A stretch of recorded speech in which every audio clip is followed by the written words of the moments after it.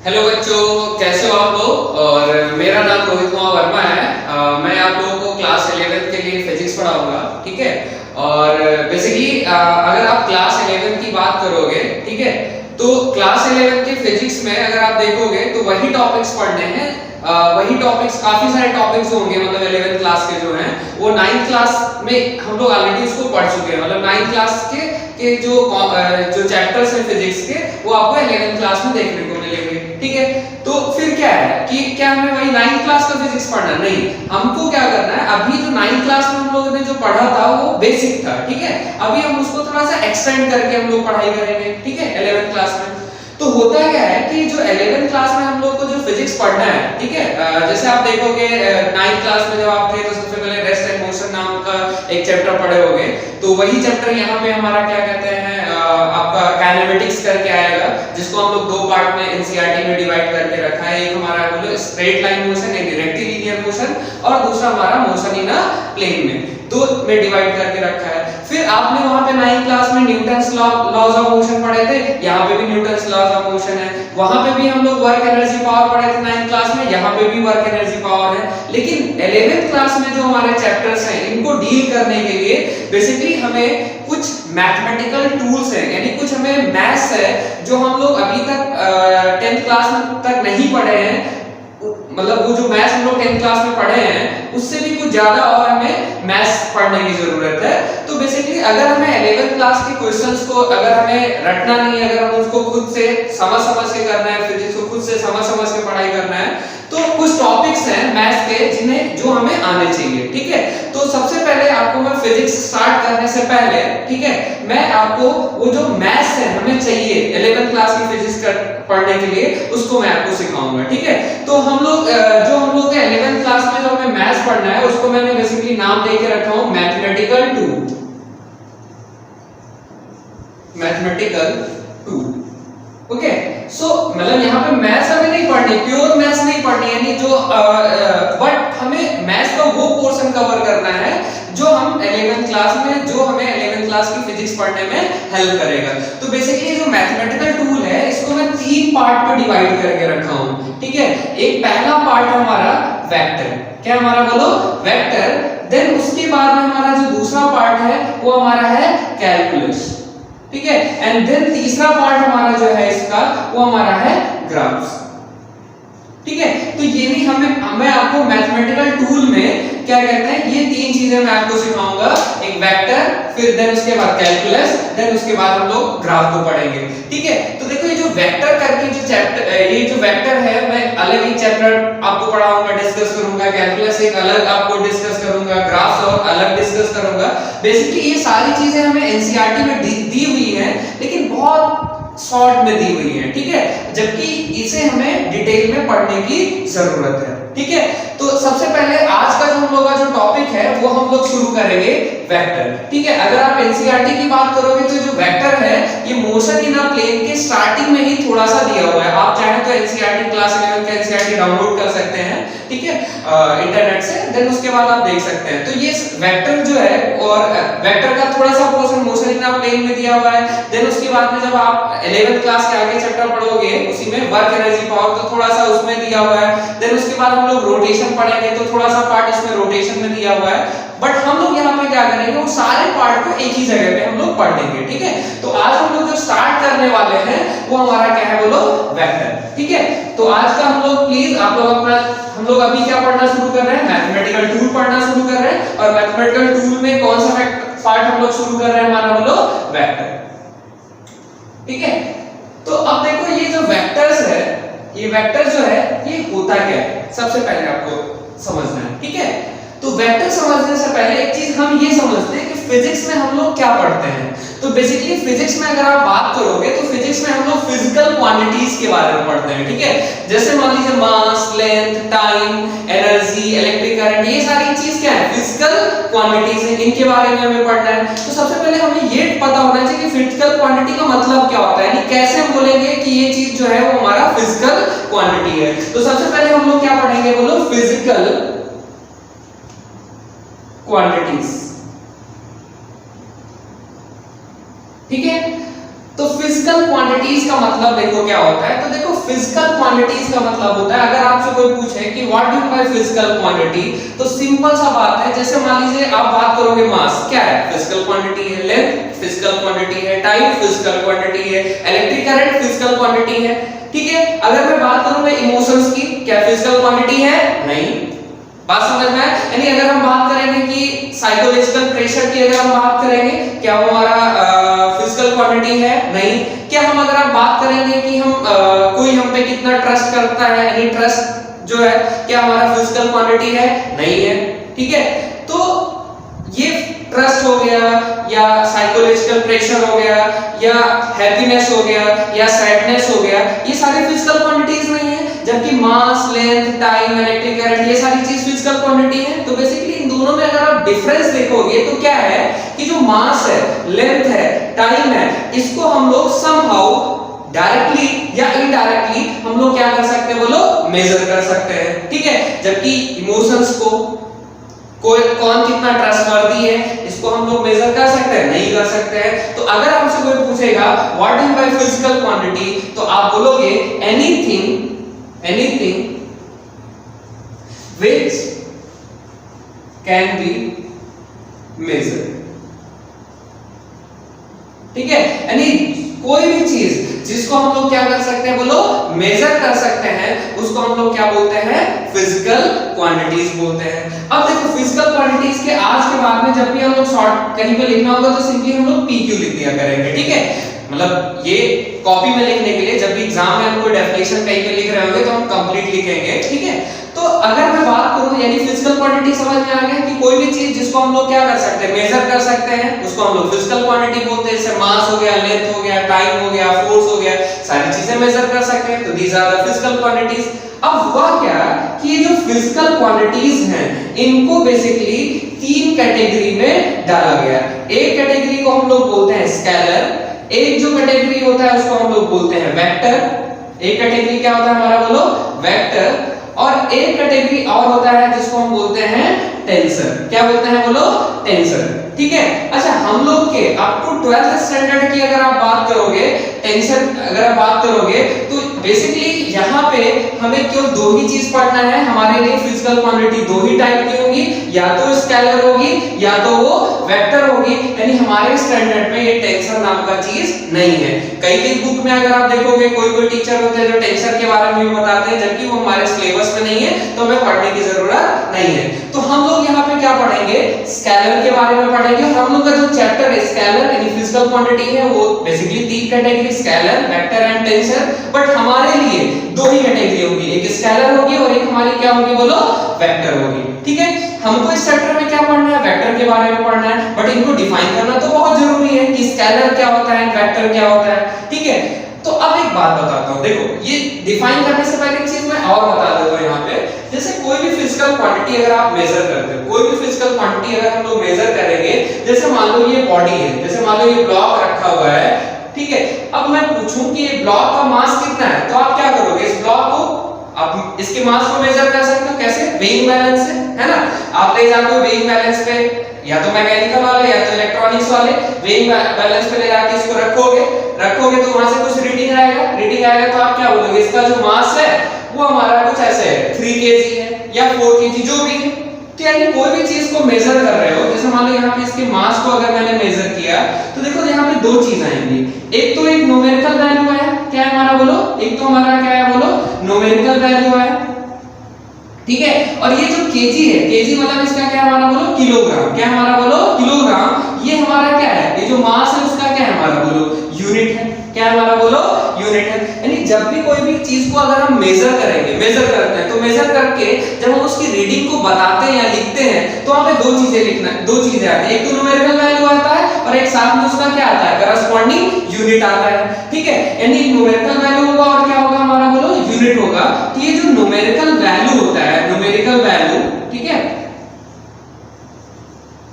Plus unit, ये जो चीज होती है इन दोनों को मिला के हम बोलते हैं, ये जो दोनों चीज होते हैं इस चीज को हम बोलते हैं magnitude of the physical quantity. क्या बोलते हैं, बोलो magnitude of the physical quantity. यानी ये जो 3 kg है ये क्या है हमारा मैग्नीट्यूड ऑफ द मास है। तो आप ध्यान रखना कि कहीं पे भी अगर हम लोग यूज कर रहे हैं कि this is what is the magnitude of this physical quantity, तो मैग्नीट्यूड का मतलब क्या हुआ कि जब उस क्वांटिटी को मेजर करेंगे तो जो न्यूमेरिकल वैल्यू आएगा और उसके करस्पॉन्डिंग जो यूनिट आएगा उन दोनों को मिला के जो चीज होती है उसको हम लोग क्या बोलते हैं बोलो मैग्नीट्यूड बोलते हैं। तो अब देखो हुआ क्या कि अभी हम बात क्या कर रहे हैं कि जो फिजिकल क्वांटिटी उनकी 3 कैटेगरी है, एक स्केलर, एक वेक्टर और हमारा एक टेंसर। टेंसर को हमें पढ़ना नहीं है, हमें दो ही चीज को पढ़ना है, स्केलर और वेक्टर। और हमें इस चैप्टर में जो बेसिकली डिस्कस करना है वो किसको डिस्कस करना है, वेक्टर को डिस्कस करना है। तो यहाँ पे ये समझते हैं कि सबसे पहले स्केलर क्या होता है एंड उसके बाद में समझते हैं कि वेक्टर क्या होता है। तो जैसे मान लो कि अगर हम बात करते हैं, जैसे मैं कुछ एग्जांपल लेता हूँ, ठीक है। जैसे मान लो अगर मैं बोला कि एक बॉडी है जैसे एक पेन है, तो अगर आप मेरे से पूछे क्वेश्चन पूछे कि sir what is the mass of this pen, तो मैं क्या किया, इस पेन को ले जाके वेइंग बैलेंस पे रखूंगा, उसका रीडिंग रीड करूंगा और आपको बोल दूंगा कि mass of this pen is 100 gram या 50 ग्राम, जो भी होगा मैं बोल दिया। तो बताओ क्या आपको डाउट होगा? नहीं होगा। क्या आप मेरे से फर्दर क्वेश्चन पूछोगे?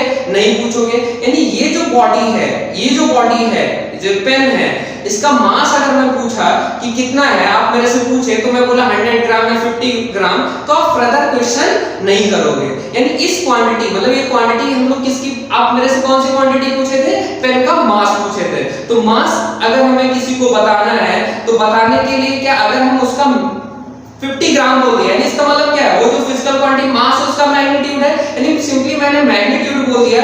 क्या आपको सामने वाले को कोई डाउट आया? नहीं आया। क्या आप मेरे से पूछोगे कि सर ये 50 ग्राम जो है ये ईस्ट डायरेक्शन में है कि वेस्ट डायरेक्शन में है? क्या फुलिश क्वेश्चन है? बिल्कुल है। ठीक है, आप मेरे से बिल्कुल नहीं पूछोगे, आप कंप्लीटली सेटिस्फाई हो जाओगे कि हाँ पेन का मास पूछे, सर ने आंसर दे दिया। अगर मैं पूछता हूं, ठीक है, अगर मैं पूछता हूं कि जैसे मान लो कोई बॉडी है, जैसे मान लो मैंने एक बॉडी ले लिया, ठीक है, एक बॉडी का मैंने मास पूछा और मास आप मेरे से पूछे, मैंने बोल दिया 100 ग्राम, क्या आप फर्दर कोई क्वेश्चन करोगे? नहीं करोगे। लेकिन अगर मैं पूछूं जैसे मान लो एक बॉडी है, इस बॉडी पे कोई पर्सन है, एक आदमी है जो इसको क्या कर दे रहा है, धक्का दे रहा है, इधर की तरफ धक्का दे रहा है, यानी क्या लगा रहा है, फोर्स अप्लाई कर रहा है। क्या कर रहा है बोलो? फोर्स अप्लाई कर रहा है। तो अगर मैं पूछूं, आप मेरे से पूछे सर बताओ ये बॉडी जो है, इस बॉडी पे कितना फोर्स लग रहा है, और मैं बोल दिया कि बेटा जो फोर्स लग रहा है वो हमारा 10 न्यूटन का लग रहा है। अच्छा, आपको पता है कि न्यूटन फोर्स का यूनिट होता है, आप पढ़े होंगे 9th क्लास में, है ना। सो अगर मैं पूछूं कि बताओ इस पे फोर्स कितना लग रहा है, और आप मेरे से पूछे और मैं आपको आंसर किया 10 न्यूटन, क्या आप सेटिस्फाई हो जाओगे? नहीं। आपके अंदर फिर एक डाउट आएगा। देखो क्या डाउट आएगा, आप ये सोचोगे कि सर ये बताओ कि ये जो 10 न्यूटन है वो इधर लग रहा है कि 10 न्यूटन इधर लग रहा है, कि ये 10 न्यूटन इधर लग रहा है, क्या 10 न्यूटन इधर लग रहा है? यानी यहाँ पे डाउट क्रिएट हो गया, रहे कि नहीं है। यानी एक बात बताओ, क्या यहाँ पे फोर्स बताने के लिए, यानी फोर्स अगर हमें कहीं पे बताना है तो क्या सिंपली फोर्स का मैग्नीट्यूड बताने से क्या वो डिफाइन हो जाता है कंप्लीटली? नहीं।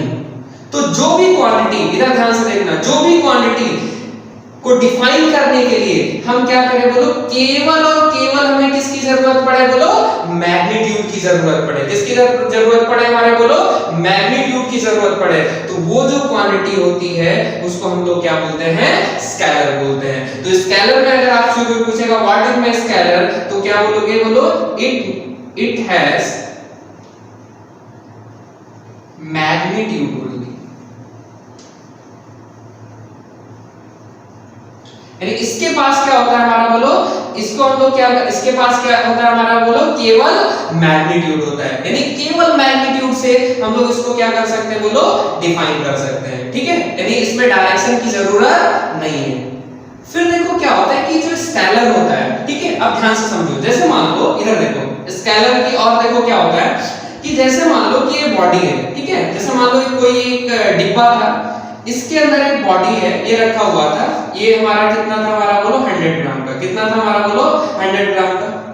अगर हम एक बॉडी लाके इधर रख दें, किस साइड में बोलो, इसके राइट हैंड साइड में, इधर एक बॉडी रख दें, ठीक है, और ये बॉडी का जो मास है वो हमारा मान लेते हैं हमारा बोलो 50 ग्राम है। कितना हमारा बोलो 50 ग्राम है। तो अगर मैं पूछूं कि अभी इस सिस्टम में टोटल मास कितना है, तो टोटल मास आप कितना बोलोगे, बोलो इस केस में अगर टोटल मास पूछूं तो क्या बोलोगे 100 प्लस 50, यानी आप आंसर क्या करोगे 150 ग्राम।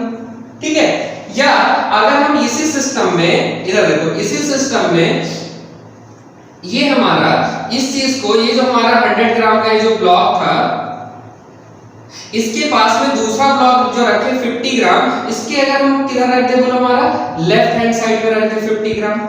ठीक है, और अगर मैं पूछूं कि बताओ अभी इसके पास टोटल मास कितना है, तो अभी भी कितना बोलोगे 100 प्लस कितना हमारा 50, यानी क्या बोलोगे सर 150 ग्राम। क्या बात समझ में आ रही है, समझ में? यानी ये देखो, ये जो हमारा है, जो यानी ये जो क्वांटिटी ऑफ मास जो कि स्केलर है, इसको ऐड करने के लिए क्या कुछ अलग टाइप का एडिशन फॉलो कर रहे हैं? नहीं, ये सिंपली हमारा क्या है, हमारा सिंपली क्या ऑर्डिनरी लॉ ऑफ अलजेब्रा है। अरे ऑर्डिनरी एडिशन है जो हम लोग बचपन से लेके अभी तक करते आए हैं। तो स्केलर के बारे में दूसरी बात बहुत ध्यान रखने की जरूरत है। क्या बात है वो हमारी दूसरी बात, कि ये जो स्केलर होते हैं ये हमेशा ऑर्डिनरी एडिशन को फॉलो करते हैं, यानी जो हम अभी तक बचपन से अभी तक करते हुए आए हैं, यानी it follow ordinary law of addition.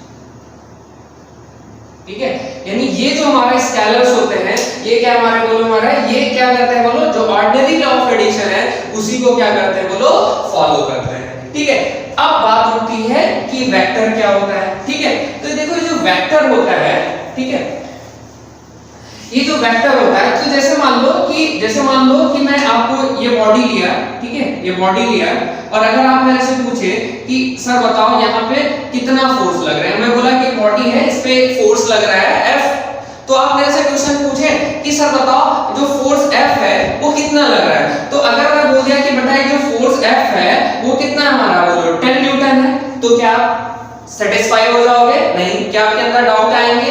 बिल्कुल आएंगे। आप ये सोचोगे कि जो 10 न्यूटन है इधर लगा है, कि यह 10 न्यूटन ऊपर लगा है, कि 10 न्यूटन इधर लग रहा है, कि 10 न्यूटन इधर लग रहा है, यानी हमारे अंदर डाउट आ जाएगा। यानी इस फोर्स को अगर हमें कंप्लीटली डिफाइन करना है तो हम क्या बोलेंगे, बेटा ये जो फोर्स है वो 10 न्यूटन का है और किधर लग रहा है हमारा, बोलो ईस्ट डायरेक्शन में लग रहा है। अब बताओ क्या आपको डाउट आएगा? नहीं आएगा। यानी इसका मतलब क्या हुआ कि कुछ क्वांटिटीज ऐसी थी जिनको डिफाइन करने के लिए सिंपली मैग्नीट्यूड बोलने की जरूरत पड़ा। ठीक है, यानी मैग्नीट्यूड बोलने से वो कंप्लीटली डिफाइन हो जा रही थी, लेकिन कुछ क्वांटिटीज जो हैं जिनमें हमें मैग्नीट्यूड भी बोलना पड़ा और साथ साथ में हमें क्या बोलना पड़ा, बोलो डायरेक्शन भी बोलना पड़ा। यानी जो वेक्टर होते हैं, वेक्टर क्वांटिटीज क्या होते हैं, बोलो इट हैज मैग्नीट्यूड, ठीक है, इट हैज डायरेक्शन। ठीक है, यानी वेक्टर जो क्वांटिटीज हैं उनके पास क्या होता है, मैग्नीट्यूड भी होता है और साथ साथ में क्या होता है हमारा, बोलो डायरेक्शन भी होता है।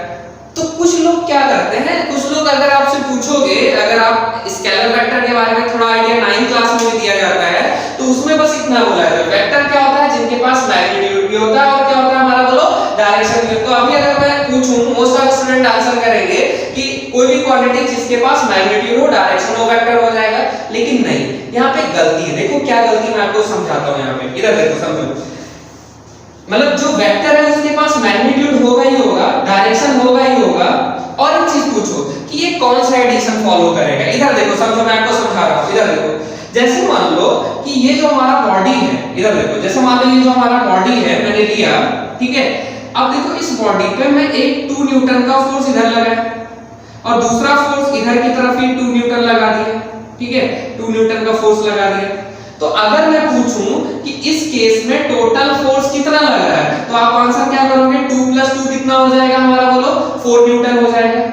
सेम बॉडी पे अगर हम 2 फोर्स लगा रहे हैं, एक 2 न्यूटन का फोर्स इधर से लगा रहे हैं और एक 2 न्यूटन का फोर्स इधर से लगा रहे हैं, अगर अब मैं पूछूं कि बताओ यहाँ पे जो फोर्स लग रहा है टोटल फोर्स कितना है, तो जाहिर सी बात है आप आंसर क्या करोगे, सर 2 न्यूटन इधर से 2 न्यूटन इधर से, एक दूसरे को बैलेंस कर लेगा एंड यहाँ पे टोटल फोर्स कितना है हमारा, बोलो 0 न्यूटन है। तो यहाँ पे बताओ, देखो इन दोनों फोर्स को जोड़ने के लिए यहाँ पे जब जोड़े दोनों फोर्स को तो 2 + 2 4 आया, और यहाँ पे 2 प्लस दोनों फोर्स को जोड़े तो 2 + 2 क्या हो गया, 0 हो गया। तो बताओ क्या ये ऑर्डिनरी एडिशन जो यहाँ पे मास फॉलो कर रहा था वो वाला है, नहीं, ये कुछ अलग टाइप का एडिशन है।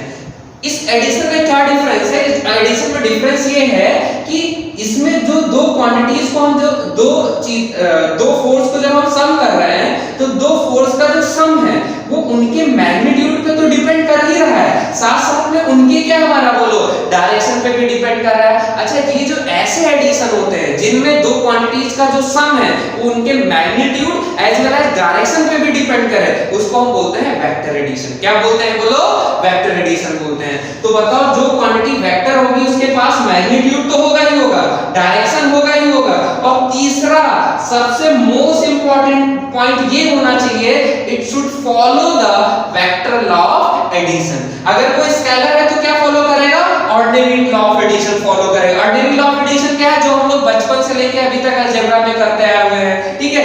वेक्टर एडिशन क्या है, जो हम अभी आगे सीखने वाले हैं, ठीक है। बट इतना ध्यान रखो कि वेक्टर एडिशन का मतलब क्या है, ये कुछ ऐसा एडिशन है जो ऐसा एडिशन है, क्या कैसा एडिशन है कि इनमें दो चीजों का जो सम है वो उनके मैग्नीट्यूड, यानी कोई भी क्वांटिटीज को अगर हम जोड़ रहे हैं तो क्वांटिटीज के मैग्नीट्यूड और उनके एज वेल एज उनके डायरेक्शन पे भी क्या करेगा, डिपेंड करेगा। ऐसा एडिशन को क्या बोलते हैं, वेक्टर एडिशन बोलते हैं। तो कहीं पे भी अगर हम लोग बात करेंगे कि वेक्टर क्या है तो क्या बोलोगे, वेक्टर में ऐसा नहीं कि आप सिंपली बोल दिए कि मैग्नीट्यूड हो डायरेक्शन हो वो क्वांटिटी वेक्टर होगी, नहीं, आप क्या बोलोगे, वेक्टर वो क्वांटिटीज हैं जिनके पास मैग्नीट्यूड हो, डायरेक्शन हो and it should follow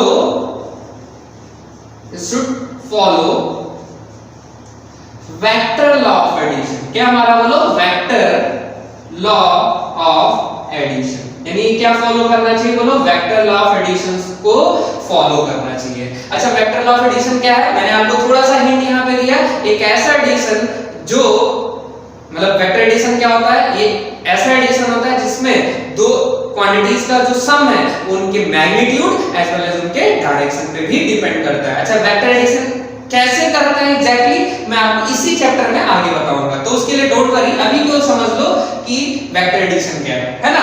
so आज के बाद में जब भी कोई तुमसे पूछेगा स्केलर क्या है तो आप बोलोगे इसके पास कोई मैग्नीट्यूड होता है, इसको स्पेसिफाई करने के लिए कोई मैग्नीट्यूड की जरूरत पड़ेगी। ये जो स्केलर होगा वो ऑर्डिनरी लॉ ऑफ एडिशन को फॉलो करेगा। जो वेक्टर क्वांटिटीज होती हैं उनको वो क्या होती है, उनको डिफाइन करने के लिए मैग्नीट्यूड की जरूरत पड़ेगी, उनको डिफाइन करने के लिए डायरेक्शन की भी जरूरत पड़ेगी, और ये जो क्वांटिटीज होंगी वो वेक्टर लॉ ऑफ एडिशन को फॉलो करेंगी। तो प्लीज ये बात को ध्यान रखना, ठीक है। अच्छा, अब देखो यहाँ पे ये जो चीज है, इस चीज मैं यहाँ पे एग्जांपल लेता हूँ। जैसे स्केलर का अगर मैं एग्जांपल आपसे पूछूं कि स्केलर की एग्जांपल अगर मैं बताऊं तो स्केलर देखो बहुत सारे, जैसे मान लो एक एग्जांपल तो मैं आपको बता ही दिया, जैसे हमारा क्या हो गया मास, मास को डिफाइन करने के लिए क्या हमें डायरेक्शन की जरूरत है, नहीं। जैसे मैं पूछूं कि पेन का बताओ लेंथ कितना है तो आप क्या बोलोगे, लेंथ कितना है हमारा 12 सेंटीमीटर 10 सेंटीमीटर। ये बताओ मेरी हाइट कितनी है तो आप क्या बोलोगे 1 मीटर 1.2 मीटर 1.3 मीटर, है ना। क्या डायरेक्शन की जरूरत है, नहीं। ये जैसे मान लो कि मैं कोई चीज जैसे मैं कोई चीज खाया तो उससे, या मान लेते हैं कोई जैसे मैगी है, मैगी खाने से कितना एनर्जी मिलेगा, ठीक है। तो जो एनर्जी है कितना एनर्जी मिलेगा तो उसको डिफाइन करने के लिए सिंपली क्या बोलना पड़ेगा, इतना कैलोरी या इतना जूल। क्या वहां पे बोलना पड़ता है इतना जूल इस डायरेक्शन में उतना जूल इस डायरेक्शन में, नहीं ना। तो यानी इसका मतलब क्या हुआ हमारा, बोलो मास हो गया, और ये क्या हो गया हमारा, बोलो लेंथ हो गया, फिर क्या हुआ हमारा, बोलो एनर्जी हो गया। और बताओ जैसे मान लो अगर मैं बात करूं टाइम की, ठीक है, तो टाइम जैसे मैं बोलता हूं कि जैसे मैं बोलूं कि मेरे को राउरकेला से भुवनेश्वर जाने में कितना टाइम लगेगा, आप बोलोगे 5 आवर बाय ट्रेन या 6 आवर या 7 आवर। तो कहीं पे ऐसा बोलते हो कि कितना टाइम लगेगा, 7 आवर ईस्ट डायरेक्शन में, 7 आवर वेस्ट डायरेक्शन में, नहीं ना। सिंपली इतना बोलना पड़ेगा 7 आवर 6 आवर 5 आवर, है ना, 5.5 आवर। तो सिंपली हमें मैग्नीट्यूड की जरूरत पड़ रही है, यानी टाइम भी हमारा क्या है, हमारा बोलो स्केलर, ठीक है। वेक्टर की अगर आप बात करोगे तो वेक्टर में अगर मैं एग्जांपल की बात करूंगा तो ढेर सारे एग्जांपल हैं, बट हमें रटने की जरूरत है। ये भी हमें रटने की जरूरत नहीं है, क्योंकि जब भी हम लोग फिजिक्स में आज के बाद जब भी कोई क्वांटिटी पढ़ेंगे तो सबसे पहले मैं आपसे पूछूंगा कि बताओ ये कौन से कैटेगरी का है, मतलब स्केलर का है कि वेक्टर है। तो स्केलर वेक्टर आपको रटने की जरूरत नहीं, आप खुद उससे पूछोगे। आप क्या देखोगे कि इन दोनों में से वो जो क्वांटिटी है उसकी कौन कौन सी, उसके पास क्या क्या प्रॉपर्टी है। अगर ये प्रॉपर्टी हुई तो स्केलर बोल देंगे, अगर ये प्रॉपर्टी हुई तो उसको क्या बोल दिया करेंगे, वेक्टर बोल दिया करेंगे। तो एग्जांपल में आप चाहो तो लिख सकते हो वेक्टर में, एक तो हमारा आपको अभी तुरंत बताया फोर्स। आप 9th क्लास में अगर आप देखोगे, जैसे डिस्प्लेसमेंट पढ़े होगे, वेलोसिटी पढ़े होगे, एक्सेलरेशन पढ़े होगे, ये सारी चीज क्या है, वेक्टर क्वांटिटीज हैं। जैसे मान लो अगर मैं बोलूं कि जैसे मैं आपसे कोई एक क्वेश्चन करूं, जैसे मैं बोलूं आप बाइसिकल इज मूविंग, तो जैसे मैं बोलूं कि आप बाइसिकल इज मूविंग, तो आप मेरे से दो क्वेश्चन करोगे। देखो क्या पूछोगे कि sir how fast it is moving, and दूसरा क्वेश्चन आपके दिमाग में आना चाहिए कि in which direction it is moving. तो मैं क्या बोलूंगा कि जो बाइक है बेटा वो 50 किलोमीटर पर आवर से जा रही है और इस डायरेक्शन में जा रही है। तो ये जो मैं चीज बोला 50 किलोमीटर पर आवर, ये उस बाइक का स्पीड है। और अगर मैं ये बोल रहा हूं कि 50 किलोमीटर पर आवर इन इस डायरेक्शन, इसका मतलब ये उस चीज की क्या है, हमारा वेलोसिटी है। आप पढ़े होंगे 9th क्लास में कि वेलोसिटी क्या होता है, हमारा वेक्टर होता है। मैं आपको जब यहां पे पढ़ाऊंगा तो भी आपको मैं समझाऊंगा कि वेलोसिटी वेक्टर कैसे है ना। तो एक तो हमारा फोर्स हो गया, देन उसके बाद में हमारा क्या हो गया, बोलो वेलोसिटी हो गया। वैसे ही आप पढ़े होंगे एक्सेलरेशन पढ़े होंगे, ऐसे बहुत सारे एग्जांपल्स हैं, ठीक है। तो टेंशन लेने की जरूरत नहीं, बस इतने आप ध्यान रखो, ठीक है। अच्छा अब देखो यहाँ पे कुछ एक्सेप्शंस हैं। देखो क्या एक्सेप्शंस हैं, मैं आपको वन बाय वन करके डिस्कस करता हूं, जो बहुत फेमस है और कॉमनली लोग उसमें मिस्टेक करते हैं, ठीक है। तो देखो क्या है हमारा, जैसे मान लो अगर मैं बात करूं कि इलेक्ट्रिक करंट,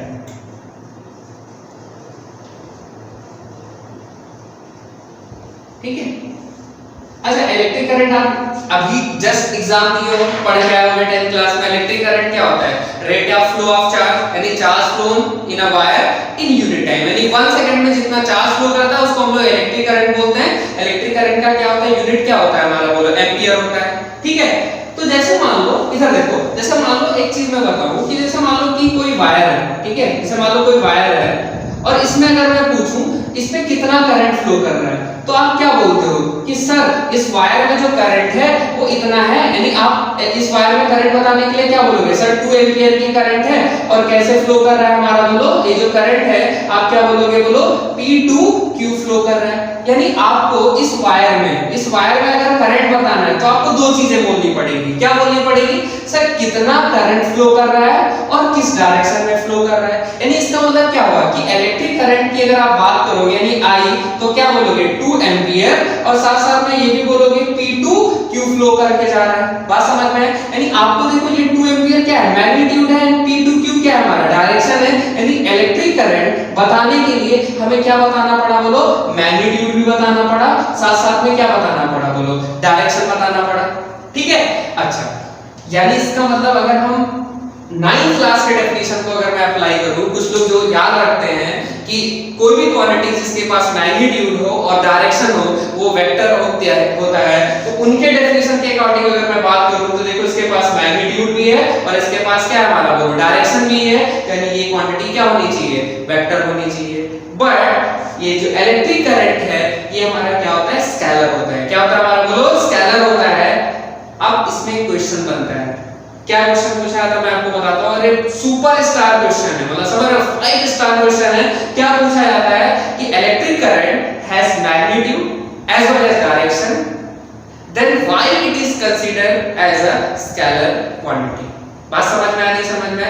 कुछ बुक में लिखा होता है कि ये टेंसर होता है, जो कि हमें जानने की जरूरत नहीं, क्योंकि हमारी लाइफ में क्यों दो ही चीजों से मतलब है, एक तो स्केलर और दूसरा हमारा वेक्टर, ठीक है। तो पूछेगा कि क्यों स्केलर होता है, तो मैं आप इस चीज को यहाँ पे एक्सप्लेन करता हूँ कि इलेक्ट्रिक करंट के पास देखो मैग्नीट्यूड भी है और डायरेक्शन भी है, फिर भी ये क्वांटिटी क्या होती है, बोलो स्केलर होती है। ध्यान से देखो कैसे, देखो हम लोग अगर 9th क्लास की बात करें तो हम इसको वेक्टर बोलेंगे, लेकिन अभी जस्ट मैंने आपको लिखा है वेक्टर के होने के लिए 3 कंडीशन, क्या, magnitude, direction as well as क्या होना चाहिए बोलो, वेक्टर लॉ ऑफ एडिशन को फॉलो करना चाहिए। ठीक है, तो चलो चेक करते हैं यहाँ पे। तो एक बात बताओ, ठीक है इसके पास मैग्नीट्यूड और डायरेक्शन है, वो तो बात सच होगी, लेकिन अब ये चेक करते हैं कि बताओ ये क्या है, वेक्टर लॉ ऑफ एडिशन को फॉलो कर रहा है कि नहीं कर रहा है। अगर ये कर रहा होगा तो हम इसको क्या बोलेंगे, स्केलर बोलेंगे। अगर ये हमारा नहीं कर रहा होगा तो हम अगर ये कर रहा होगा तो वेक्टर बोलेंगे, अगर नहीं कर रहा होगा तो इसको हम लोग क्या बोलेंगे, स्केलर बोलेंगे। तो यहाँ पे ध्यान से देखो कि अगर मान लेते हैं एक वायर मैंने ले लिया, देखो एक वायर हमारा, ठीक है, और एक दूसरा वायर, मान लेते हैं इस वायर में 2 एम्पीयर की करंट फ्लो कर रही है इस साइड में, और इस वायर में भी 2 एम्पीयर की करंट फ्लो कर रही है। अब यहाँ पे इन दोनों वायर को मैंने जोड़ दिया। फिर यहाँ पे अगर मैं पूछता हूँ कि बताओ इस वायर में कितना करंट फ्लो करके जा रहा होगा, तो कुछ लोग तो तुरंत आंसर कर देंगे सर यहाँ पे तो 4 एम्पीयर की करंट जाएगी। लेकिन चलो मैं एक्सप्लेन करता हूँ कि यहाँ पे कैसे 4 एम्पीयर की। चलो अभी मैं मान लेते मेरे को, देखो अभी कुछ लोग क्या करेंगे, 2 + 2 जोड़ के 4 आंसर बोल देंगे यहाँ पे। ठीक है, वो तभी बोल सकते हो जब ये क्या होगा हमारा, बोलो स्केलर की तरीके से, यानी ऑर्डिनरी एडिशन को फॉलो कर रहा है। अभी तो हम लोग चेक कर रहे हैं यहाँ पे ना। तो एक बात बताओ, यहाँ पे मैं आपको एक्सप्लेन करता हूँ। देखो जैसे मान लो किसी भी वायर में, इधर देखो, जैसे मान लो किसी वायर में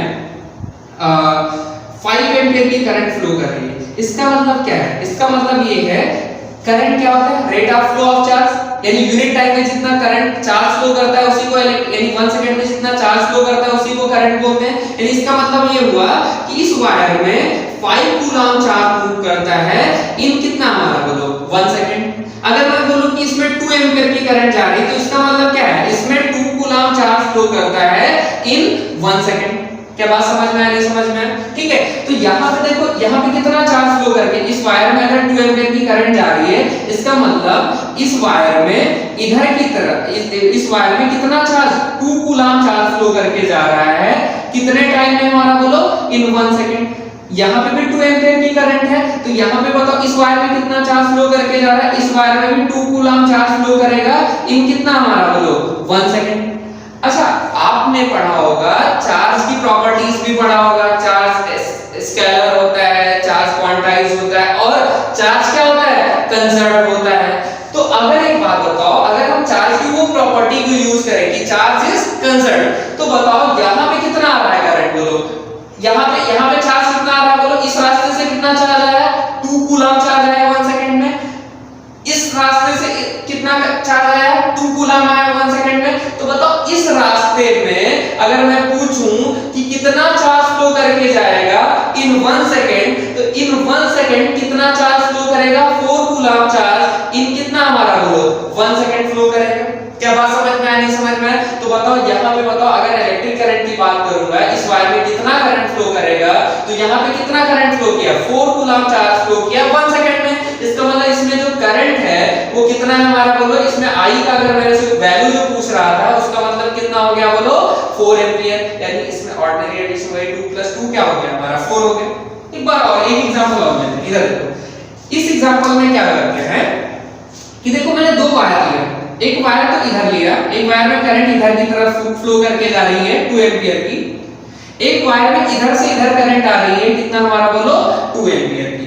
अब अगर मैं पूछता हूं, देखो ये दोनों, अभी देखो इन दोनों में करंट कैसे जा रही थी, सेम डायरेक्शन में जा रही थी, तो अगर ये वेक्टर भी होती तो भी इनका सम कितना होता, 4 होता। जैसे दोनों, जैसे अभी देखो हमने क्या देखा था कि दो किसी बॉडी में जो फोर्स लग रहा था, जो दोनों सेम डायरेक्शन में लग रहा था, सिंपली 2 + 2 और 2 लग रहा था तो 4 हो गया था, है ना?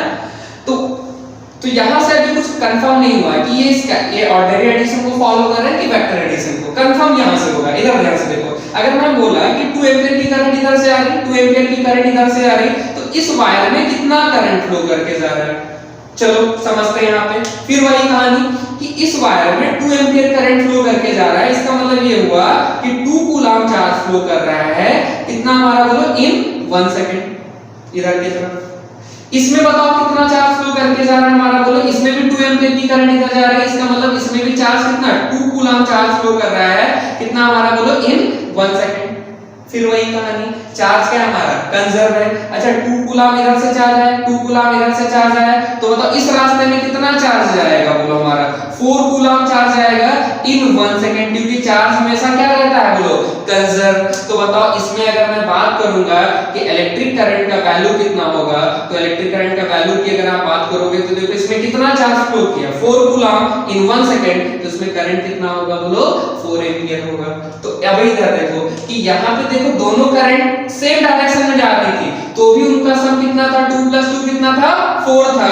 यहाँ पे दोनों करंट अपोजिट डायरेक्शन में आ रही है, तो भी यहाँ पे 2 + 2 कितना हुआ, 4 हुआ। तो बताओ ये ऑर्डिनरी एडिशन फॉलो कर रही है कि वेक्टर एडिशन फॉलो कर रही है? तो जाहिर सी बात है कि यहाँ पे दोनों 2 और 2 का जो सम है, यानी दो जो करंट जा रही है इन दोनों करंट का जो सम है वो केवल और केवल इनके मैग्नीट्यूड पे डिपेंड कर रहा है, करंट के डायरेक्शन पे डिपेंड कर रहा है नहीं कर रहा है।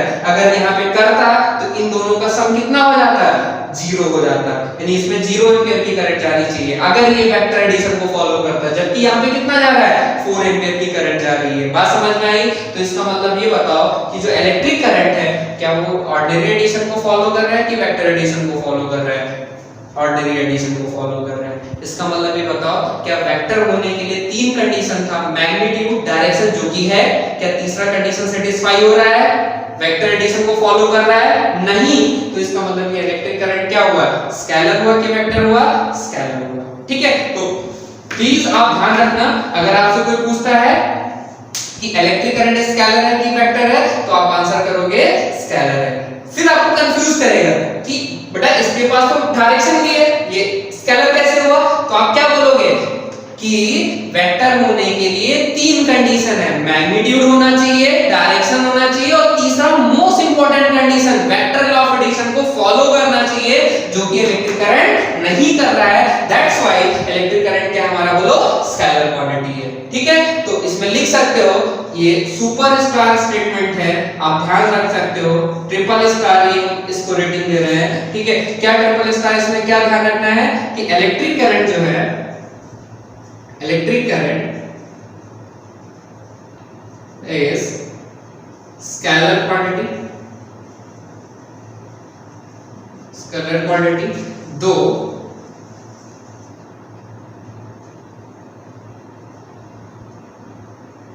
it has magnitude as well as direction। मतलब इलेक्ट्रिक करंट स्केलर क्वांटिटी है, जबकि इसके पास मैग्नीट्यूड भी है और डायरेक्शन भी है, because it does not follow vector law of addition. बात समझ में आया, समझ में आया?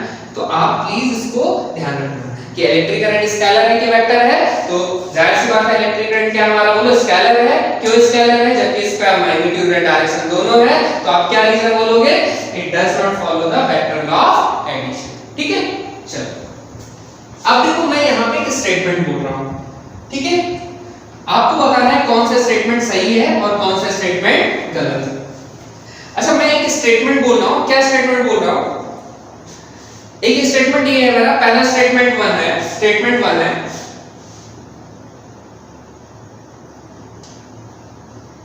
if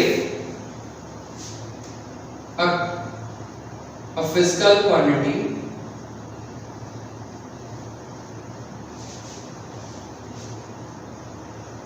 is vector, then it will have magnitude as well as direction। ठीक है, प्लीज आप इस स्टेटमेंट को, स्टेटमेंट 1 है क्या हमारा, if a physical quantity is a vector then it will have magnitude as well as direction. ठीक है, और एक स्टेटमेंट दूसरा स्टेटमेंट लिख रहा हूं S2, और इसको ध्यान से देखो, दूसरा स्टेटमेंट में क्या बोल रहा हूं, इफ a physical quantity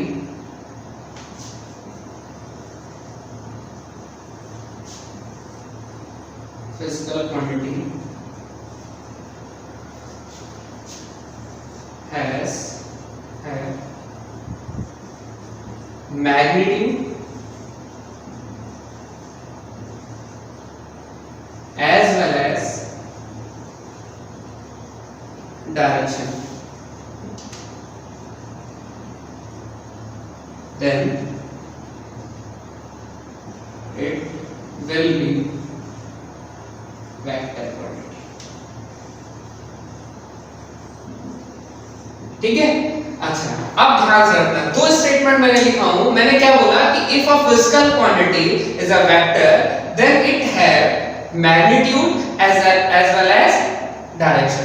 दूसरा स्टेटमेंट मैंने बोला है if a physical quantity have magnitude as well as direction then it will be vector quantity. आप ध्यान से पढ़ो इन दोनों स्टेटमेंट को और आंसर करो, ठीक है। होपफुली आप लोगों ने खुद से सेल्फ असेसमेंट किया होगा, ठीक है, और आप अपने आंसर को मैच करना है। यहां पे जो स्टेटमेंट 1 है वो हमारे यहां पे सही है, ठीक है, बट जो स्टेटमेंट 2 है वो यहां पे गलत है। उसका रीजन देखो मैंने क्या है, if a physical quantity is a vector, ठीक है, अगर ये फिजिकल क्वांटिटी वेक्टर, अगर कोई फिजिकल क्वांटिटी वेक्टर है तो बोल रहा है इसके पास मैग्नीट्यूड होगा और डायरेक्शन होगा। वो बिल्कुल बात सही है, क्योंकि कोई भी क्वांटिटी अगर वेक्टर है तो वेक्टर के लिए 3 कंडीशन, मैग्नीट्यूड, डायरेक्शन और वेक्टर लॉ ऑफ एडिशन को फॉलो करेगा। तो भैया फिजिकल क्वांटिटी क्या है, हमारा वेक्टर है, तो उसके पास मैग्नीट्यूड तो होगा ही होगा और डायरेक्शन भी होगा, यानी ये बात बिल्कुल सही है। लेकिन दूसरा स्टेटमेंट देखो, दूसरा स्टेटमेंट क्या बोला है कि if a physical quantity have magnitude and direction, यानी उसके पास मैग्नीट्यूड है और डायरेक्शन है और वो क्वांटिटी वेक्टर होगी। आपको मैंने अभी तुरंत इसके पहले एक्सेप्शन बताया था, क्योंकि मैंने आप देखो अब कैसे स्टेटमेंट गलत है, क्योंकि वेक्टर होने के लिए 3 कंडीशन सेटिस्फाई करना चाहिए, मैग्नीट्यूड होना चाहिए, डायरेक्शन होना ही चाहिए और साथ साथ में क्या होना चाहिए, बोलो वेक्टर लॉ ऑफ एडिशन को फॉलो करना चाहिए।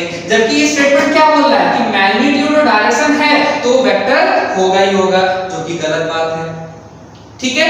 तीसरा कंडीशन भी मीट करना चाहिए वेक्टर होने के लिए। अभी मैंने एग्जांपल भी दिया, इलेक्ट्रिक करंट था, मैग्नीट्यूड था, डायरेक्शन था, लेकिन तब भी वो स्केलर था, क्यों, वेक्टर लॉ ऑफ एडिशन को फॉलो नहीं कर रहा था। यानी ये स्टेटमेंट क्या है हमारा, बोलो गलत है, ठीक है।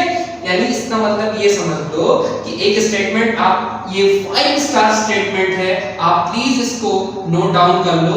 क्या हमारा स्टेटमेंट, ध्यान समझो, मैं क्या बोला कि if a quantity is a vector, then it will have magnitude as well as direction, but the converse of this statement, ठीक है, will not true। बात समझना नहीं समझना, यानी मैं बोला कि अगर हमारे पास कोई क्वांटिटी है, वेक्टर क्वांटिटी है, तो उसके पास मैग्नीट्यूड और डायरेक्शन दोनों होगा, बट इसका उल्टा कि अगर कोई भी क्वांटिटी है जिसके पास मैग्नीट्यूड है और डायरेक्शन है, वो वेक्टर होगा, इसकी कोई गारंटी नहीं है। तो प्लीज इसको आप अपनी लैंग्वेज में नोट कर लो कि अगर if a quantity is a vector, then it will have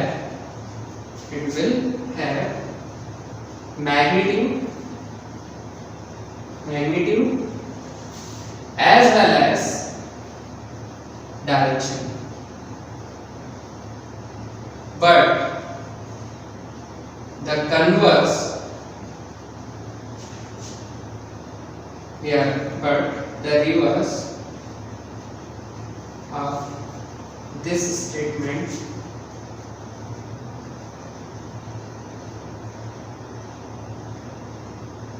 may be true,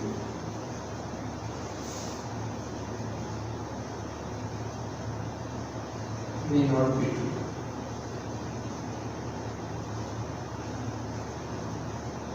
ठीक है, मतलब इसका उल्टा जो है वो सही हो भी सकता है और नहीं भी हो सकता है, ठीक है। चलो, सो हम लोगों ने अभी तक क्या सीखा कि फिजिकल क्वांटिटी क्या होता है, फिजिकल क्वांटिटी को किन कैटेगरी में डाल के रखा है, और वो जो कैटेगरीज थी तीन थी, स्केलर, वेक्टर और टेंसर। हमको दो ही चीजों के बारे में पढ़ना है, एक स्केलर और एक वेक्टर के बारे में। स्केलर हम लोग अभी तक पढ़ते ही आए हैं, आज हम लोग का जो डिस्कशन होगा किसका होगा, वेक्टर का होगा। तो वेक्टर क्या होता है उसको मैंने आपको बताया, ठीक है। अब नेक्स्ट बात हम लोग करेंगे रिप्रेजेंटेशन ऑफ वेक्टर। किसकी बात करेंगे हमारा, बोलो, रिप्रेजेंटेशन ऑफ वेक्टर की बात करेंगे। यानी देखो वेक्टर जो है ना वो कुछ स्पेशल है। क्या स्पेशल है, इसके पास मैग्नीट्यूड भी है और इसके पास डायरेक्शन भी है, तो इनका जो रिप्रेजेंटेशन होगा वो भी क्या होगा, कुछ स्पेशल होना चाहिए। तो आप प्लीज हेडिंग डाल लो, क्या हमारा, बोलो, रिप्रेजेंटेशन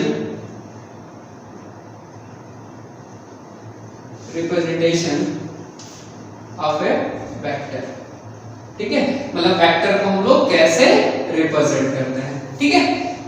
तो बेसिकली वेक्टर को रिप्रेजेंट करने के लिए एक तो अगर जैसे मान लो कहीं पे लिखना है, ठीक है, मतलब कहीं पे लिखना है, वर्ड में, लैंग्वेज के फॉर्म में लिखना है, तो वेक्टर को लिखने के लिए जैसे मान लो कि जैसे मान लो कोई बॉडी है, ठीक है, ये बॉडी है, इसके मास को अगर हम लिखते हैं तो मास को सिंपली किससे लिखते हैं, m से लिखते हैं, यानी अल्फाबेट से लिखेंगे। जैसे इसके वॉल्यूम को लिखना होगा तो सिंपली अल्फाबेट क्या लिखेंगे, v का यूज करेंगे। अगर हमें इसका डेंसिटी लिखना है तो हम किससे लिखेंगे, d से लिखेंगे, है ना। अगर इस बॉडी पे फोर्स लग रहा है, ये सारी चीज क्या है हमारे को, स्केलर है, ठीक है, अल्फाबेट यूज कर रहे हैं। अगर इस बॉडी पे कुछ फोर्स लग रहा है तो इस फोर्स को अगर हम लोग लिखेंगे तो फोर्स को भी लिखने के लिए क्या यूज करते हैं, f का यूज करते हैं, यानी अल्फाबेट का यूज करते हैं अभी तक।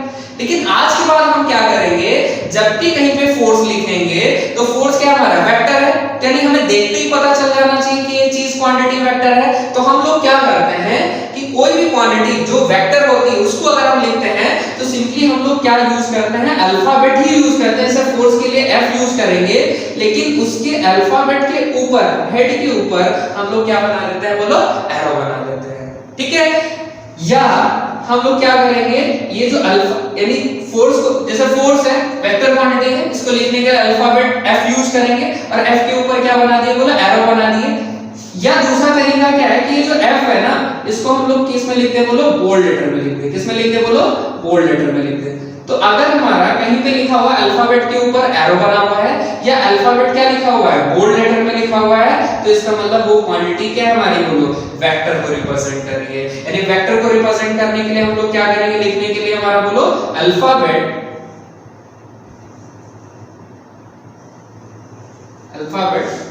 पे एरो ओवर द हेड, ठीक है। अल्फाबेट के ऊपर क्या बना देंगे हमारा, बोलो, ऊपर एरो बना देंगे, तो वो भी हमारा वेक्टर को रिप्रेजेंट करेगा। या हम लोग क्या कर सकते हैं हमारा, बोलो, अल्फाबेट को बोल्ड लेटर में लिख देंगे। किस में लिखते हैं हमारा, बोलो, बोल्ड लेटर, ठीक है।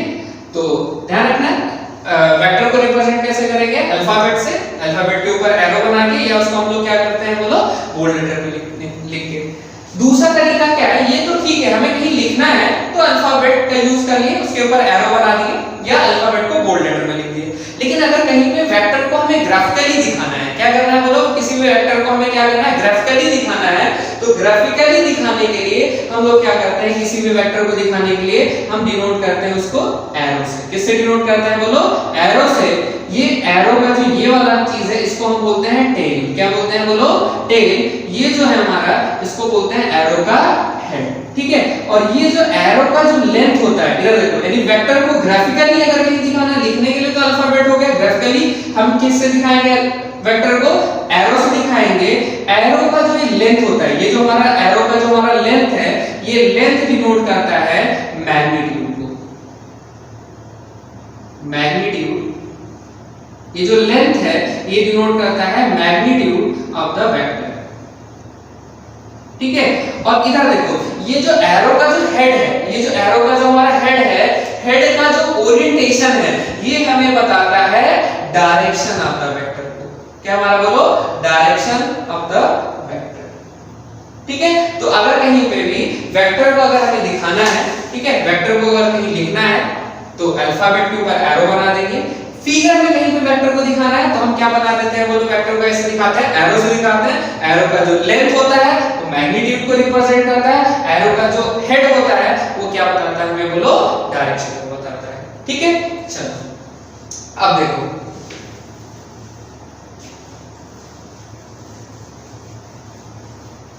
जैसे मान लो अगर ये हमें रिप्रेजेंटेशन आता है तो एक बात बताओ, जैसे मान लो कि हमारे पास एक बॉडी है, एक एग्जांपल लेता हूं, जैसे मान लो एक बॉडी है, इस रिप्रेजेंटेशन से हमें देखो क्या फायदा होगा। जैसे मान लो इस बॉडी पे दो फोर्स लग रहे हैं, इधर देखो मैं दो फोर्स लगा रहा है, एक फोर्स लगा है F1 और एक फोर्स लगा दिया हमारा देखो F2। ये मैंने यहाँ पे फिगर में मैंने दिखा दिया कि देखो मैंने क्या बोला कि दो फोर्स लग रहे हैं, F1 एंड F2 लग रहे हैं। बताओ इनमें कोई रिलेशन है? हाँ है। क्या बोल सकते हो, ये जो F1 एंड F2 है, इधर देखो ये जो F1 एंड F2 है, ये दोनों क्या है हमारे, बोलो देखो ये फोर्स F1 को रिप्रेजेंट कर रहा है, ये भी ये फोर्स F2 को रिप्रेजेंट कर रहा है। देखो दोनों हेड के जो ओरिएंटेशन है वो एक ही डायरेक्शन में, मान लेते हैं ये डायरेक्शन ईस्ट है तो ये भी ईस्ट डायरेक्शन में लग रहा है, ये भी क्या हमारा ईस्ट डायरेक्शन में लग रहा है। तो हम क्या बोल सकते हैं इस फिगर को देख के, ये बोल सकते हैं कि जो F1 एंड F2 हैं both are acting in same direction, यानी जो दोनों फोर्सेस हैं वो सेम डायरेक्शन में लग रहे हैं। और बताओ इससे क्या इंफॉर्मेशन निकाल सकते हो, तो अभी मैंने बताया कि जो एरो है दो चीज को बताता है, डायरेक्शन को भी बताता है और मैग्नीट्यूड को। डायरेक्शन कौन बताता है, एरो का हेड, और मैग्नीट्यूड कौन बताता है, एरो का लेंथ। तो अगर मैं यहाँ पे इस वेक्टर के अगर मैग्नीट्यूड की बात करेंगे, किसकी बात करेंगे, बोलो मैग्नीट्यूड की बात करेंगे, तो किसका मैग्नीट्यूड ज्यादा है, किसका मैग्नीट्यूड कम है, तो ये जो F1 है इसका हमारा मैग्नीट्यूड क्या है, कम है, क्योंकि इसका लेंथ क्या है हमारा, बोलो कम है। ये F2 जो है इसका लेंथ ज्यादा है, इसका मतलब इसका मैग्नीट्यूड ज्यादा है। यानी यहाँ पे क्या होगा, अगर दूसरा अगर देखोगे तो इससे एक चीज और बता सकते हैं, क्या बोल सकते हैं, बोलो the magnitude of F1 is क्या हमारा, बोलो less than the magnitude of F2। बात समझ में आ रही है, समझ में?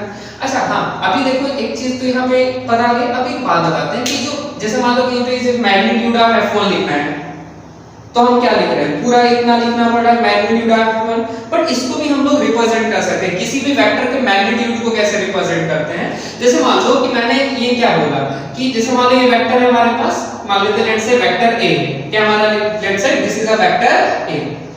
तो ये जो चीज है इसका लेंथ तो मैग्नीट्यूड को बताएगा और हेड का ओरिएंटेशन क्या बताता है, हमारा डायरेक्शन को बताता है। तो इसके मैग्नीट्यूड को अगर हमें कहीं पे लिखना है तो हम क्या कर रहे हैं कि कोई भी वेक्टर को अगर हम लोग क्या करें, उसको दो वर्टिकल लाइन के बीच में रख दें, ठीक है। तो इसका मतलब ये होता है मैग्नीट्यूड ऑफ वेक्टर A। क्या पढ़ेंगे इसको, बोलो मैग्नीट्यूड ऑफ वेक्टर A, या सिंपली इसको यहाँ पे A लिख दे। जैसे मान लो कोई हमारे पास वेक्टर A गिवन है, अगर हम उस वेक्टर को ऐसे लिख देते हैं या सिंपली उसके ऊपर से एरो ऐड कर देते हैं, तो इसका मतलब क्या हुआ कि ये जो चीज लिखा हुआ है इसका मतलब है magnitude of a vector A, magnitude of vector A, ठीक है।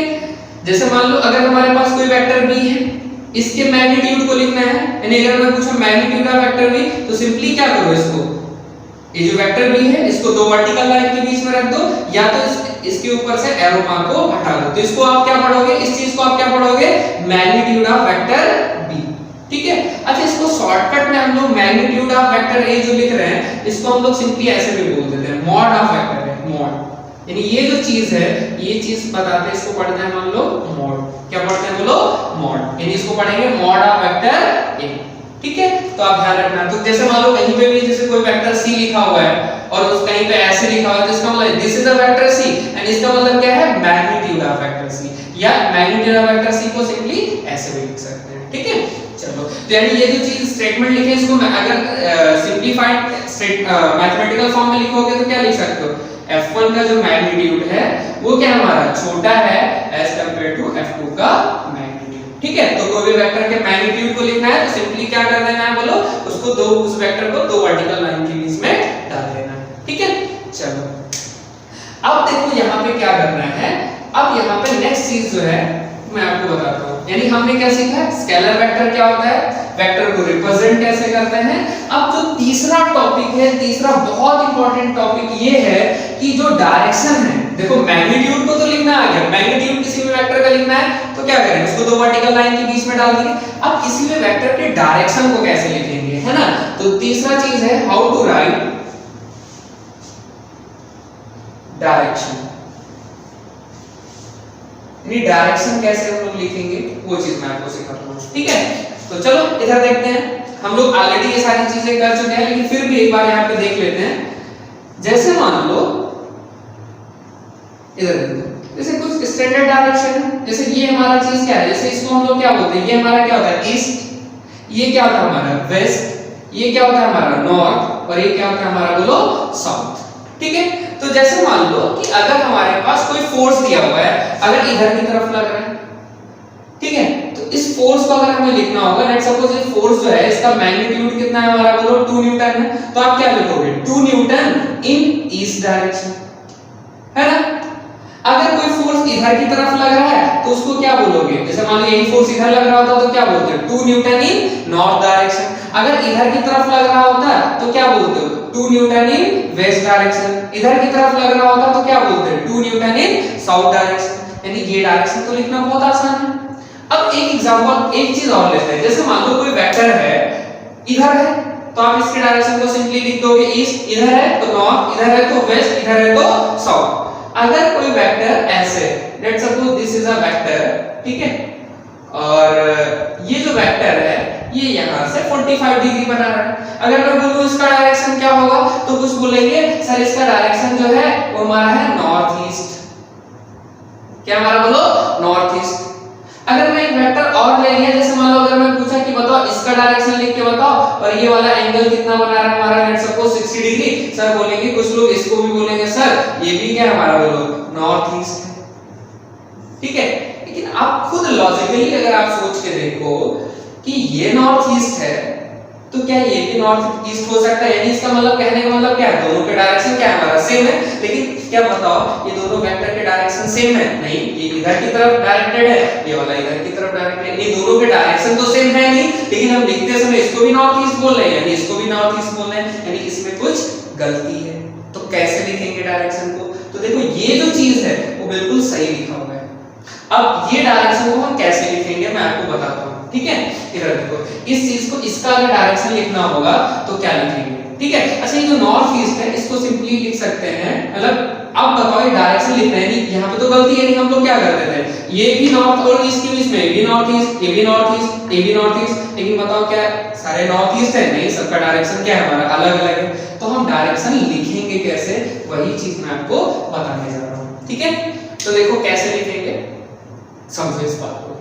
तो इधर देखो, जैसे मान लो कि यहाँ पे इसका डायरेक्शन हमें लिखना है, ये वाला जो हमारा है, जैसे मान लो इसका डायरेक्शन हमें लिखना है, ये वाले का डायरेक्शन लिखना है, तो इसका डायरेक्शन देखो कैसे लिखेंगे। तो एक बात सोचो यहाँ पे, देखो एक बात बताओ कि अगर ये वेक्टर, ये वाला जो वेक्टर है ये अगर इधर होता तो इसका डायरेक्शन क्या बोलते हैं ईस्ट। लेकिन ये वेक्टर हुआ क्या, ये वेक्टर क्या है हमारा बोलो, देखो ये घूम गया, ये वेक्टर क्या हो गया हमारा बोलो, ये घूम गया।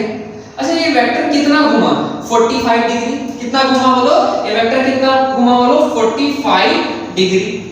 अच्छा ये जो बताओ ये जो वेक्टर जो 45 डिग्री घुमा है वो किधर की तरफ घुमा है, टुवर्ड्स नॉर्थ, यानी क्या बोलोगे 45 डिग्री नॉर्थ। अच्छा ये जो 45 डिग्री नॉर्थ घुमा है, देखो ये जो वेक्टर 45 डिग्री नॉर्थ घुमा है वो 45 डिग्री नॉर्थ कहां से है हमारा बोलो, ईस्ट से। कहां से हमारा बोलो, ईस्ट से। तो इसका डायरेक्शन क्या लिखोगे 45 डिग्री नॉर्थ ऑफ ईस्ट। क्या लिखोगे 45 डिग्री नॉर्थ ऑफ ईस्ट। यानी इसको अगर हमें शॉर्टकट में लिखना होगा तो सिंपली लिखना होगा 45 डिग्री एन ई। क्या लिखना होगा 45 डिग्री एन ई। क्या बात समझ में आ गई? समझ में? अच्छा जो 45 डिग्री नॉर्थ ऑफ ईस्ट होता है उसको हम सिंपली नॉर्थ ईस्ट भी बोल सकते हैं। क्या बोल सकते हैं बोलो, नॉर्थ ईस्ट। तो ध्यान रखना, हम लोग क्या सोचते थे आज के पहले नॉर्थ और ईस्ट के बीच में में कहीं पे भी जाएंगे तो हम उसको नॉर्थ ईस्ट बोलेंगे, नहीं, वो कब होगा जब नॉर्थ और ईस्ट के एग्जैक्टली बीचों बीच से जाएंगे, तभी हम इसको सिंपली हम इस चीज को हम लोग नॉर्थ ईस्ट भी लिख सकते हैं, केवल इसी चीज कब, जब ये एंगल कितना होगा 45 डिग्री। अच्छा यहाँ पे इसका डायरेक्शन लिखना होगा, तो इसका डायरेक्शन देखो लिखना होगा, तो क्या लिखेंगे बोलो, ध्यान से देखो, ये वेक्टर का अगर हमें डायरेक्शन लिखना होगा तो ध्यान से देखो, ये वेक्टर का डायरेक्शन कैसे लिखेंगे, तो देखो ये वेक्टर ऐसे सोचो, ये वेक्टर इधर होता तो इसका डायरेक्शन क्या लिखते हैं ईस्ट, लेकिन ये है तो नहीं, ये वेक्टर क्या हो गया, घूम गया है, कितने एंगल से घूम गया है 60 डिग्री से, कितने से घुमा हो रहा है बोलो 60 डिग्री से। अच्छा ये बताओ ये जो 60 डिग्री घुमा है वो किधर की तरफ घुमा है बोलो, टुवर्ड्स नॉर्थ, किधर घुमा है नॉर्थ, तो 60 डिग्री क्या हो गया हमारा बोलो नॉर्थ हो गया। अच्छा ये बताओ ये जो 60 डिग्री नॉर्थ है, ठीक है, ये जो 60 डिग्री नॉर्थ है वो 60 डिग्री नॉर्थ कहां से घुमा है हमारा बोलो, ये 60 डिग्री जो नॉर्थ है वो कहां से घुमा है ईस्ट से, तो क्या बोलोगे 60 डिग्री नॉर्थ ऑफ ईस्ट, क्या बोलोगे 60 डिग्री नॉर्थ ऑफ ईस्ट। अच्छा इसको अगर हमें शॉर्टकट में लिखना होगा तो सिंपली इसको लिख सकते हैं 60 डिग्री एंड ई।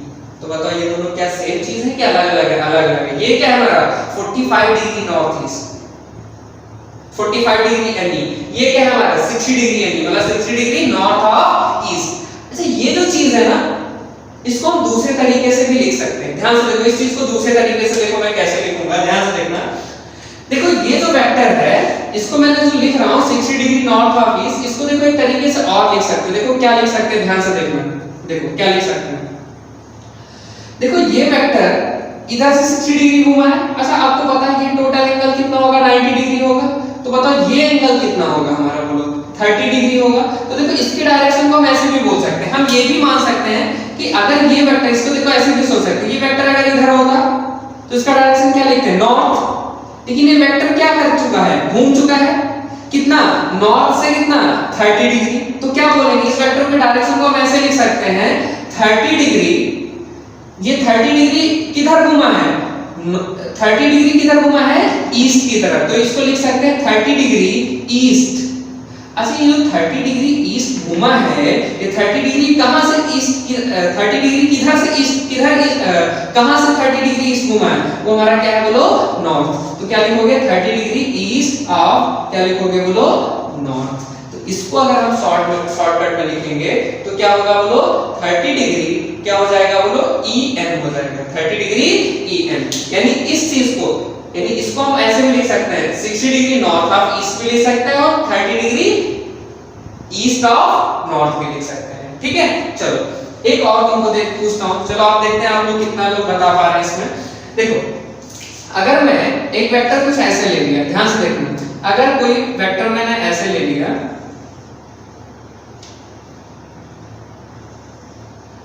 इधर देखो ये वेक्टर अगर मैंने ऐसे ले लिया और ये जो वेक्टर है इधर से ये हमारा 20 डिग्री बना रहा है, क्या बना रहा है बोलो 20 डिग्री बना रहा है, तो प्लीज आप इसका डायरेक्शन लिख के बताओ। अच्छा कोई भी वेक्टर का डायरेक्शन दो टाइप से लिख सकते हो, चलो आप स्क्रीन पॉज करो आप लिख के बताओ, ठीक है क्या लिख सकते हो, ठीक है, फिर हम लोग मैच करेंगे।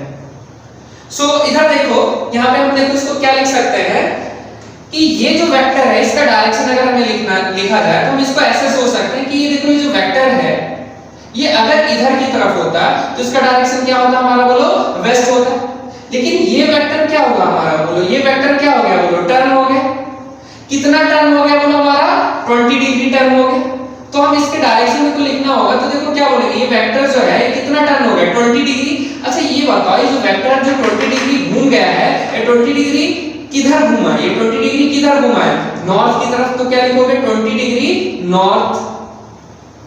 अच्छा ये जो 20 डिग्री जो नॉर्थ की तरफ घुमा है वो कहां से 20 डिग्री वेस्ट से, तो क्या लिखोगे 20 डिग्री नॉर्थ ऑफ, क्या लिखोगे वेस्ट। अच्छा ये जो वेक्टर जो मैंने लिखा है इसका डायरेक्शन, इसको एक तरीके से और भी हम लिख सकते हैं, देखो कैसे, फिर वही कहानी, ये टोटल एंगल कितना है 90, इतना कितना है ये 20, तो बताओ ये वाला एंगल जो बात करोगे ये वाला एंगल कितना होगा 70 डिग्री। तो हम इस वेक्टर को हम ऐसे सोच सकते हैं कि ये जो वेक्टर है ये नॉर्थ से घुमा है 70 डिग्री, तो क्या लिख सकते हो इस वेक्टर के डायरेक्शन के क्या लिख सकते हो, एक तरीके से और लिख सकते हो, क्या लिख सकते हो 70 डिग्री, ये 70 डिग्री की तरफ घुमा है बोलो वेस्ट की तरफ, तो 70 डिग्री क्या हो गया हमारा बोलो वेस्ट।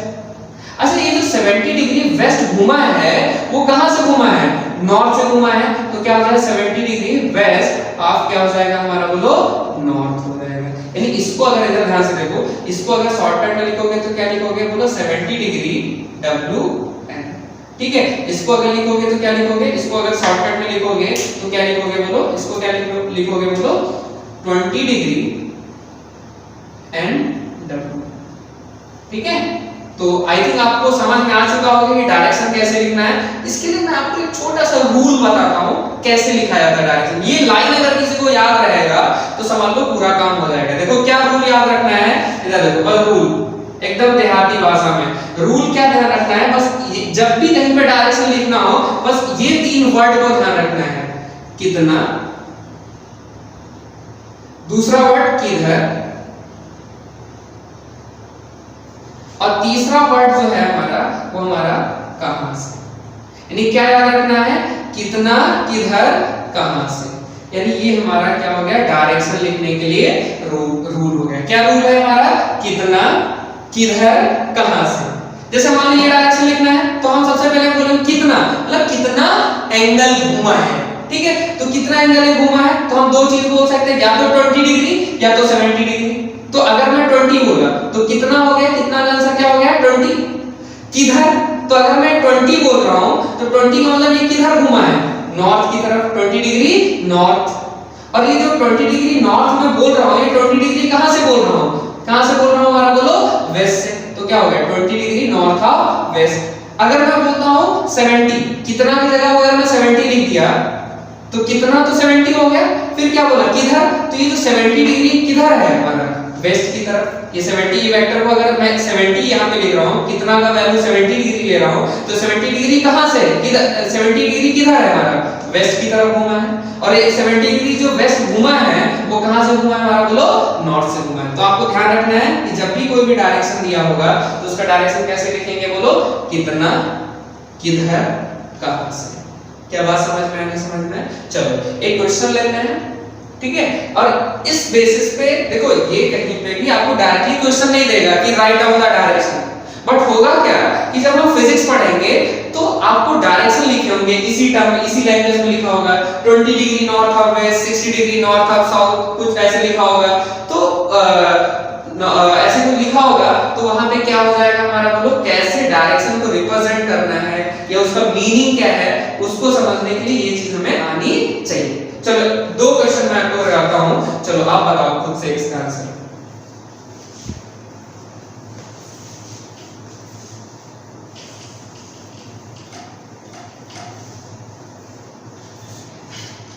चलो इधर देखो, जैसे मान लो कि अगर मैं आपसे पूछूं, इधर देखो, अगर मैं आपसे पूछूं कि चलो इसका डायरेक्शन लिख के बताओ। जैसे मान लो ये गिवन है, ये कोई वेक्टर है, लेट्स सपोज A, और ये हमारा ईस्ट है, ये हमारा वेस्ट है, ये हमारा नॉर्थ है और हमारा साउथ है, और ये हमारा एंगल कितना है 25 डिग्री है। ये A का डायरेक्शन लिख के बताओ, ठीक है। तो आप क्या लिखोगे बोलो, इसको कैसे सोचोगे, इसको ऐसे सोच सकते हो, ये 25 है तो इसको ये यहां से भी मान सकते हो, कितना हो जाएगा हमारा बोलो 65 डिग्री हो जाएगा। तो आपको पता है कोई वेक्टर को 2 तरीके से लिख सकते हो। जैसे मान लो अगर मैं लिख रहा हूं, देखो इसका डायरेक्शन लिखना है तो डायरेक्शन क्या हो जाएगा, डायरेक्शन की अगर आप बात करोगे डायरेक्शन ऑफ वेक्टर A, तो बताओ कैसे लिखोगे इसका डायरेक्शन, क्या लिखोगे बोलो, तो क्या याद करोगे, कितना, तो मान लिया मैंने ले लिया 25। अब बताओ 25 डिग्री जो लिया है वो 25 डिग्री लिया हम, तो मतलब ये 25 डिग्री कहां से और किधर है हमारा बोलो, ये 25 डिग्री जो है वो किधर की तरफ है, साउथ की तरफ। तो क्या लिखोगे 25 डिग्री क्या हो जाएगा हमारा बोलो साउथ। अच्छा ये 25 डिग्री साउथ की तरफ घुमा है वो 25 डिग्री कहां से है हमारा वेस्ट से। तो क्या लिखोगे 25 डिग्री साउथ ऑफ क्या हमारा बोलो वेस्ट। या इसको एक तरीके से और लिख सकते हो, क्या लिख सकते हो बोलो 65 डिग्री 65 डिग्री। अच्छा अगर 65 डिग्री बोल रहा तो इसका मतलब ये किधर की तरफ घुमा है हमारा बोलो वेस्ट की तरफ। तो 65 डिग्री क्या हो जाएगा हमारा बोलो वेस्ट। अच्छा ये जो 65 डिग्री वेस्ट है वो कहां से घुमा है हमारा बोलो साउथ से। तो क्या लिखोगे 65 डिग्री वेस्ट ऑफ क्या हो जाएगा हमारा बोलो साउथ हो जाएगा। ठीक है तो आपको समझ में आ चुका होगा।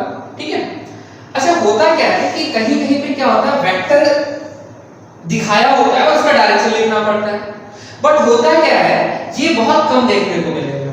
हमें इसको जो यूज करना होता है बेसिकली क्या होता है, वहां पे डायरेक्शन दिया होगा और मतलब वहां पे ये लैंग्वेज के फॉर्म में लिखा होगा, फिर उसको हमें रिप्रेजेंट करना पड़ेगा। जैसे मान लो अगर मैं पूछूं कि एक वेक्टर है, इधर देखो इसका उल्टा हमें ज्यादातर कुछ है। ऐसे मैं अगर मैं पूछूं कि जैसे मान लो कि हमारे पास कोई वेक्टर है, वो क्या बोल रहा है बोलो 30 डिग्री, क्या बोल रहा है बोलो 30 डिग्री, क्या बोल रहा है हमारा बोलो नॉर्थ ऑफ, बोल रहा है हमारा बोलो 30 डिग्री नॉर्थ ऑफ वेस्ट। ये अगर मैं बोल रहा हूं तो इसका मतलब आप क्या निकालोगे, मतलब इस क्या होगा बोलो, बेसिकली इसका उल्टा हमें ज्यादा यूज करना होगा। जैसे मैं बोला कि 30 डिग्री नॉर्थ ऑफ वेस्ट, ठीक है, तो इसको हमें क्या करना चाहिए, मतलब यहाँ पे क्या है वेक्टर दिखाया होगा, उसका डायरेक्शन लिखना होता है, बट यहाँ पे क्या है हमारा बोलो डायरेक्शन दिया हुआ है, उसको रिप्रेजेंट करना है। तो देखो क्या करेंगे, इसका उल्टा हमें ज्यादा अप्लाई करना होगा। तो देखो इस चीज को कैसे हमें, इसका मीनिंग क्या है, इसको अगर हमें ग्राफ पे रिप्रेजेंट करना मतलब पिक्टोरियली अगर दिखाना हो तो इसका मीनिंग क्या है, चलो मैं आपको दिखाता हूं।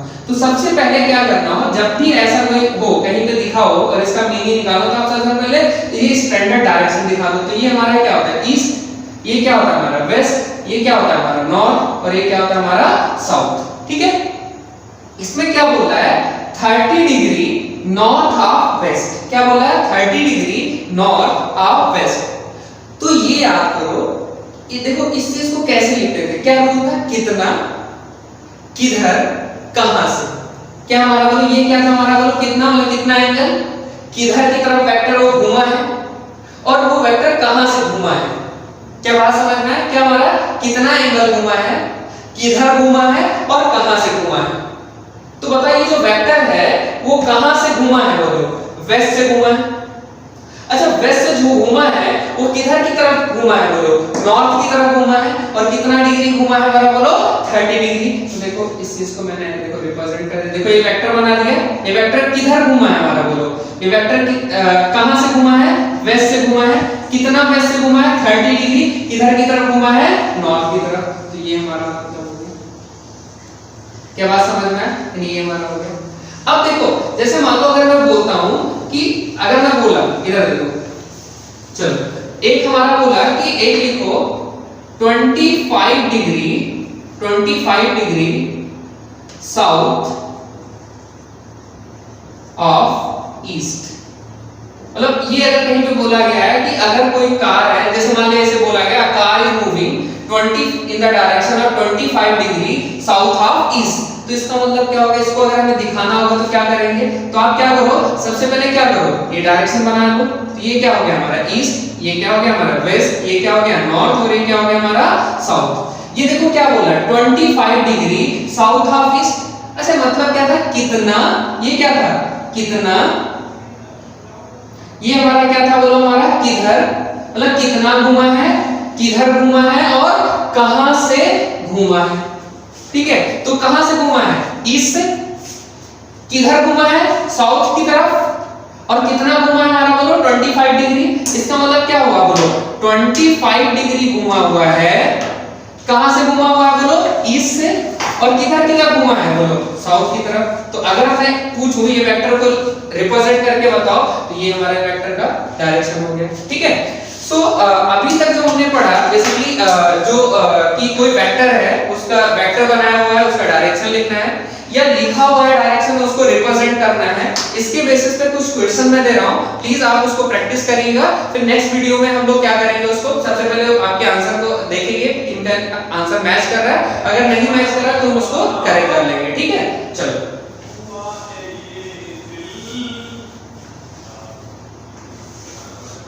देखो क्या है कि कुछ सबसे पहले मैं वेक्टर बना रहा हूं, इनके आपको डायरेक्शन लिखना है। क्वेश्चन नंबर 1, अच्छा ये हमारे वही स्टैंडर्ड डायरेक्शन है, ये हमारा ईस्ट है, ये हमारा वेस्ट है, ये हमारा नॉर्थ है और ये हमारा साउथ है।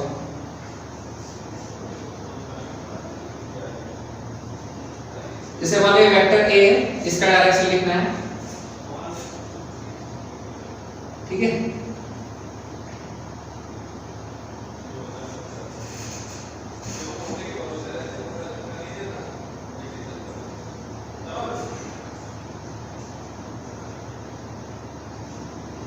ये वेक्टर बी है, इसके डायरेक्शन में लिखना है।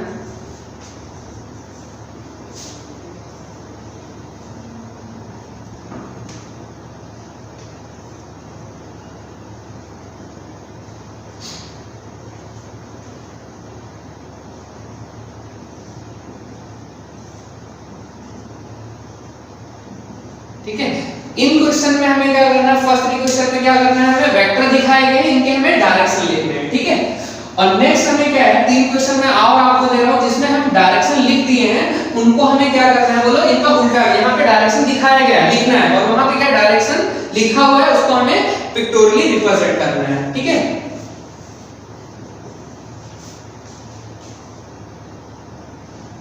(26 डिग्री नॉर्थ ऑफ ईस्ट), दूसरा 37 डिग्री साउथ ऑफ वेस्ट। ठीक है, तीसरा क्वेश्चन है 53 डिग्री नॉर्थ ऑफ वेस्ट। ठीक है, तो प्लीज ये तीनों क्वेश्चन को आप लोग देखिएगा कि ये जो हमारा है इसमें वेक्टर दिखाए गए, डायरेक्शन लिखना है, और इसमें डायरेक्शन लिखे हुए हैं और हमें उनको पिक्टोरियली रिप्रेजेंट करना है। ठीक है, तो नेक्स्ट वीडियो में हम लोग इनको सबसे पहले डिस्कस करेंगे, देन हम लोग आगे बढ़ेंगे। ठीक है, ओके।